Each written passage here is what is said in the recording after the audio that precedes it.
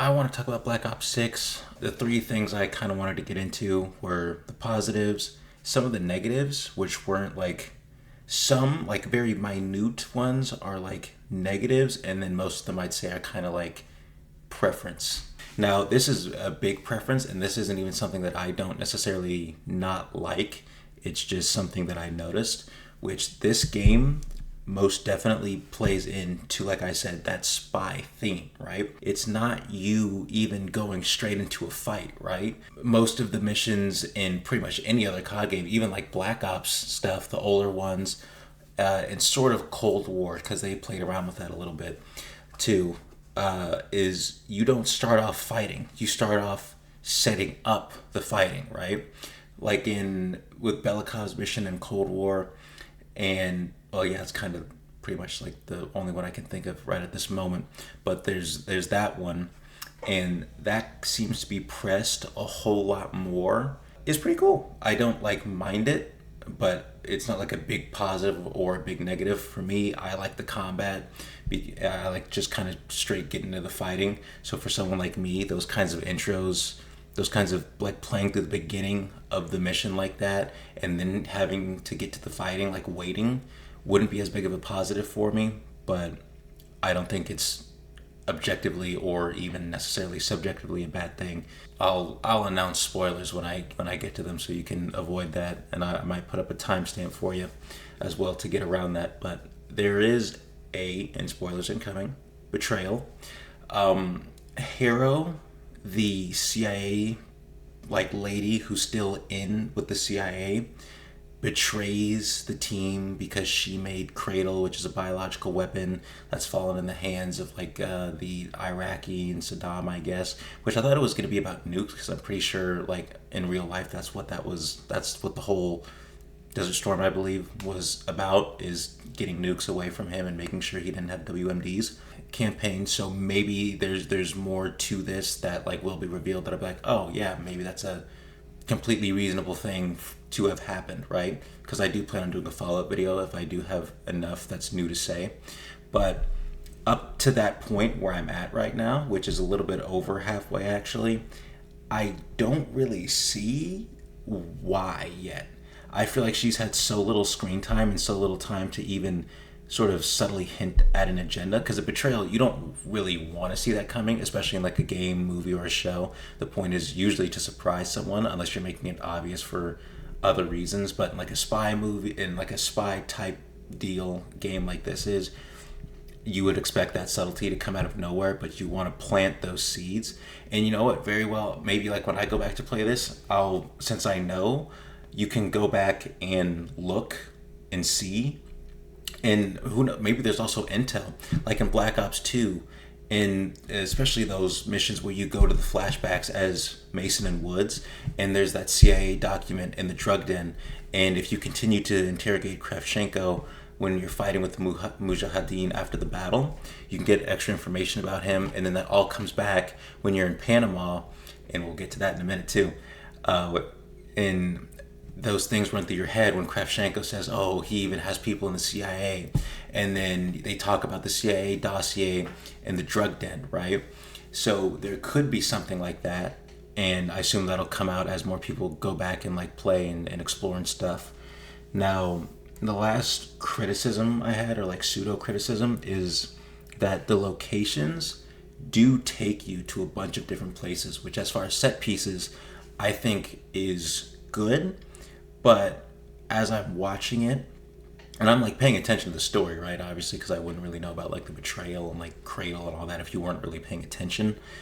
Is it seems almost kind of hard to follow, because we're jumping around to so many different places, and maybe my processing power in my brain is that of a small child, but it still seems like we're going at every other place in the world, or at least rather it seems so more emphasized, rather, because I feel like you did that in Cold War too, to a pretty decent degree, but it didn't feel as what would be the right word, not confusing, but sort of disjointing. That's not the right word, but I think you get the idea.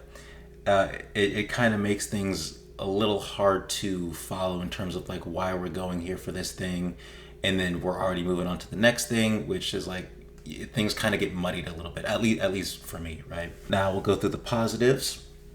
I think as far as this game, from what I have seen, they have taken what was good from Cold War, as far as I can remember, put it in to Black Ops 6 and kind of kept the negatives out. And the upgrade tables were something new that I saw. The guy who I'm watching right now didn't get all of them. He only got the one for like guns, or the one where there's like quick hands and steady stance and stuff like that to like decrease recoil and all that, which I think is cool. It's pretty much getting perks the same way you did in Cold War, if I'm understanding it correctly.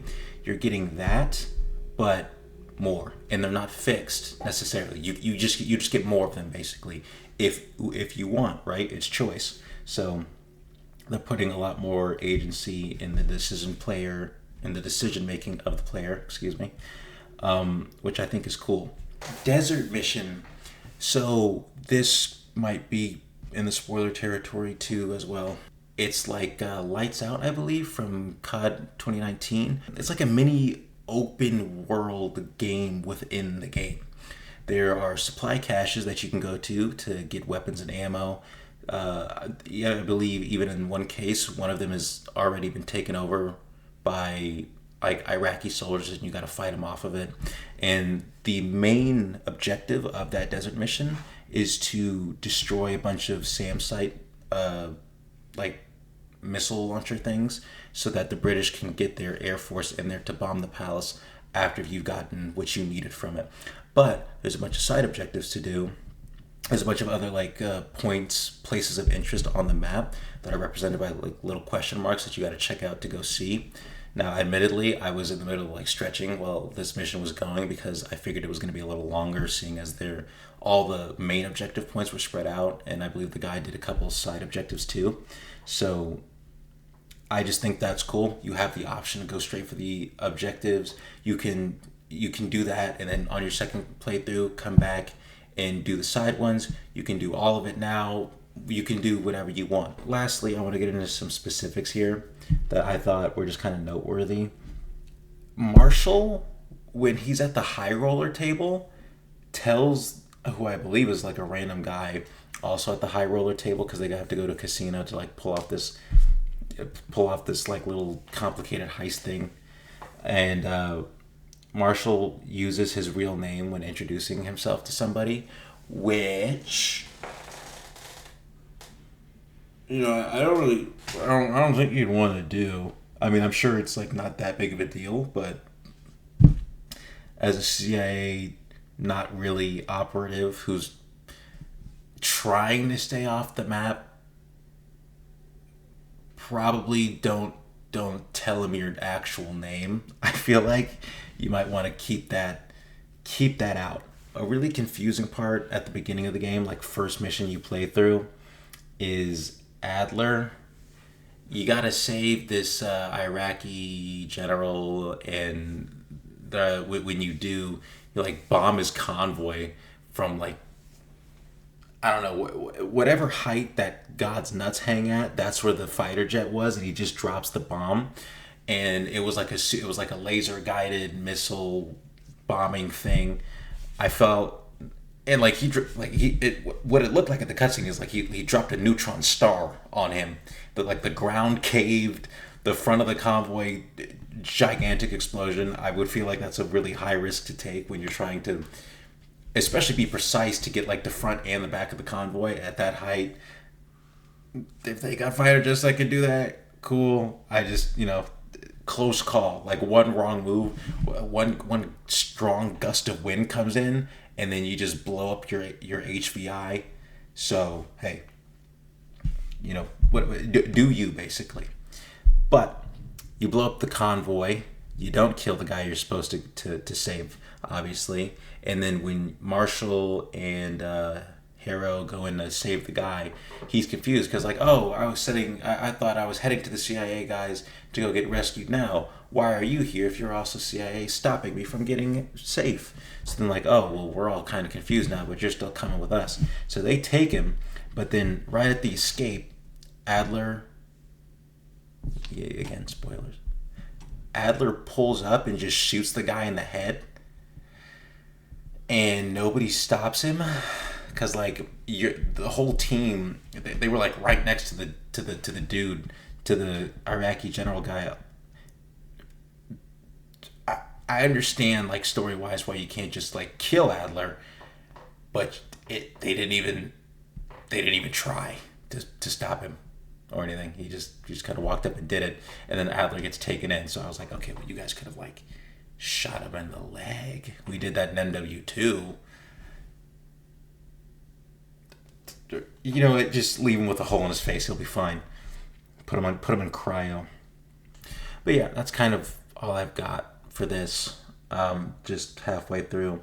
I will make a follow up if there's anything new, if there's like a significant amount of information to add, or I might just like go over it and stream one time.